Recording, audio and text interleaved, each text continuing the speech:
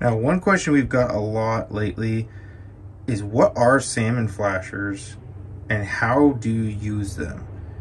I wanted to break down this just to showcase you guys what they are, how we can rig them up, and the different uses of each of the different shapes and sizes, because you can see there's a lot in front of us. We have everything from small sizes, different weird shapes, right? All colors under the rainbow, triangle flashers, some that do multiple different directions, metal, ones that slide all the way through, ones with double fins, ones that are completely different shaped altogether, right? Flashers are a salmon attractor when you're trolling in Puget Sound, saltwater, wherever you may be at. These flashers help bring the fish to your gear. And really, when you're using downriggers in Puget Sound, a flasher is your best friend. Okay, you're going to use it with just about every single type of gear you're running out there to catch a coho salmon right now, or whatever may be running. Now, these flashers, again, all different shapes and sizes, but the fish will tell you a preference that they want. For example, this small one and these large ones. This is an 8-inch and this is an 11-inch.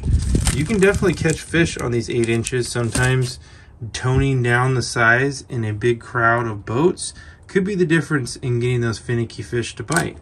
But when you have a larger one, there's more surface area to get more flash out of your gear and bring more fish to you. Now, when you start talking about these fins or double fins, it helps the rotation of the flasher, not just, you know, in the 360 realm, but also as a whole. It creates a big, large circle that rotates around. It can rotate at a slower speed because of those fins. So it really gets a lot of action out of something slower. Now, coho love fast, so those double fins in Puget Sound put a lot of drag all the time. So not necessarily the best choice. Doesn't mean you can't catch fish though. These kite flashers are harder to find, but it's a really cool little guy that does the same thing as all these bigger ones, just a lot less drag, as it states right there, for your gear. So it helps you fight more of the fish.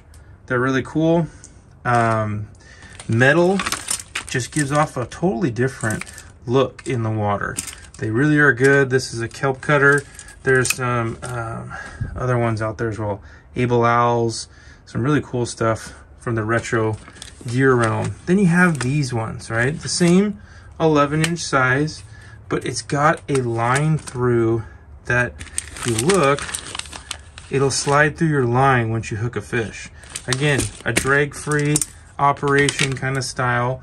Really is a great way to help fight more of the fish and not the flasher to be used against you. These spin doctors are out of the Northeast there on our Great Lakes side of things. These create some crazy movement for your flasher and squid combos. So it creates a really big whip, a couple different options for how that can go behind. So those can be really good too. They aren't really used much out here, but I got a couple for the sake of showing you guys some different gear. Now, when you look at these flashers, these are essentially a no drag, as the name states. You got a fish flash and a Leo flasher. They're rigged in line with your weight, or even off the downrigger, and they just spin just like this. There's no rotation too. It just spins on those high quality swivels, creates a lot of flash, less drag to run the gear behind. Flasher like the Leo can do that. It's got two connection points. One is more of your traditional fish flash, and this other one here on the side gives it that big circle round, because a flasher in general, the way that it operates is going to be trolling but rotating in a big whipping circle.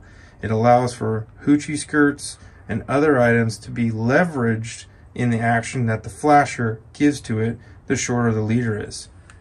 The fish flashes themselves are designed to be run with herring, spoons, wicked lures, or something that creates its own action, and you put that further back from that flasher itself. So each one of these can absolutely be used off a downrigger. Doesn't really matter, it's a preference choice. But when you're rigging, I will mention this. Since this one's out here, there is a right way and a wrong way to rig these, okay? There's a top and a bottom is essentially what I'm getting at. The top end tapers down to a fatter end. This is where most of that action's coming off of. So your rigging is tied off the bottom, your main line is tied to the top, and that allows your gear to work correctly behind. I've seen some people flip these around just like this and fish it the other way. Not necessarily the greatest idea because it's not getting the most action out of what these were intended for. That all being said, you really can pick what you like best. There's so many color options out there. Greens, UVs, glow. Coho love all the above. So get out on the water, give yourself a flasher a try, and I'll showcase one rigged up here. All right, and I'll show you one rigged up here. This one's going to be fished in the Derby here this weekend.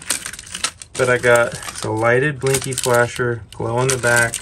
Green Hornet is the name. It's got a spin fish behind, one of my customs. And I rigged these all just like so. It's got a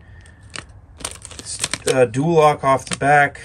Got a bead chain because of how much those spin fish spin. This has a breakaway on it. Just helps you no drag when you fight the fish. But essentially it's the same thing we've been talking about. This one's got a single fin, so it really helps keep everything in line, and that fish is off the bottom just like that.